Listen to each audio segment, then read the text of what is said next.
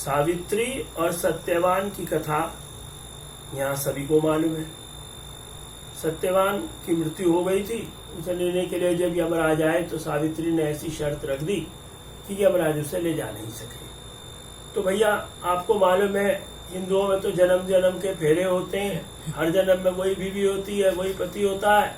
तो भाई साहब, एक और जन्म ऐसा नया वाला आया आजकल वाला, जिसमें सावित्री और सत्यवान दोबारा पैदा हो गए। भैया दोबारा पैदा हो गए तो सत्यवान मर भी गए। अब जब सत्यवान मर गए तो यमराज आ गए। अब भाई साहब, जब यमराज आ ही गए तो वही पुरानी वाली स्थितियां पैदा हो गई। लेकिन साइंस इतनी तरक्की कर चुकी है कि नई परिस्थितियों में पुरानी परिस्थितियां भी फिट नहीं हो पाती। तो देखिए सावित्री ने क्या किया, यमराज ने क्या किया। तो मैं पेश कर रहा हूं आपके सामने सावित्री यमराज संवाद। देखें आप। सावित्री और सत्यवान ने पुनः जन्म पाया। हर जन्म की तरह से फिर से सावित्री ने सत्यवान को गंवाया। सावित्री और सत्यवान ने पुनः जन्म पाया।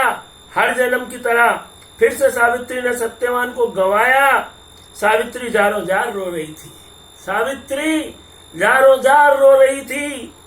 अपना बेशकीमती मेकअप भिगो रही थी कि चारों ओर से काले काले बादल आ गए। कि चारों ओर से काले काले बादल आ गए और एयरफोर्स 1 के अमेरिकी प्लेन से यमराज उसके सामने आ गए। वे बोले, मैं इसे लेने आया हूं, इसे लेके जाऊंगा। बदले में तुम जो मांगोगी तुम्हें दे के जाऊंगा। अब मुझे तनिक भी समय नहीं गंवाना है। मैं इसे लेके जाऊंगा भैया। अब मुझे तनिक भी समय नहीं गंवाना है और सत्यवान की आत्मा को अपने साथ लेके जाना है। सावित्री ने कर दिया इनकार। हाँ जी, हमेशा की तरह से सावित्री ने कर दिया इनकार। यमराज की कोशिशें होने लगी बेकार। उन्होंने चालाकी वाला तीर चलाया। तो यमराज ने चालाकी वाला तीर चलाया और अपना वरदान सावित्री को सुनाया। हे पुत्री सावित्री, पेट्रोल की कीमतों की तरह रोज तुम्हारी खुशी बढ़े,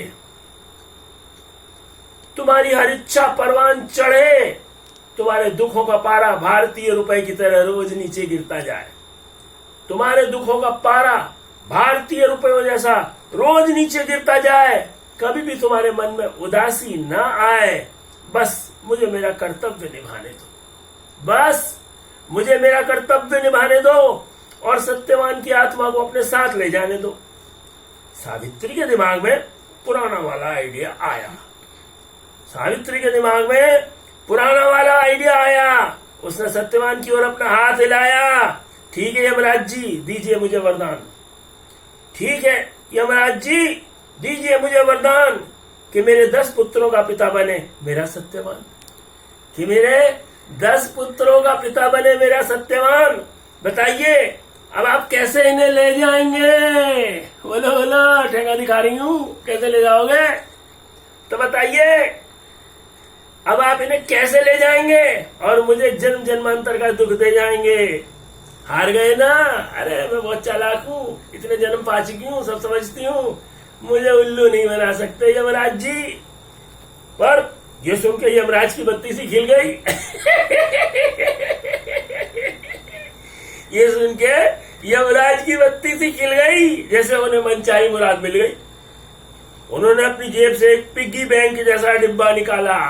उन्होंने अपनी जेब से एक पिग्गी बैंक जैसा डिब्बा निकाला और सत्यवान की आत्मा को फोल्ड करके उसमें डाला।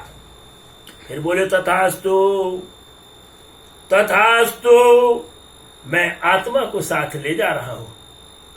मैं आत्मा को साथ ले जा रहा हूं और इसका शरीर तुम्हें दिए जा रहा हूं।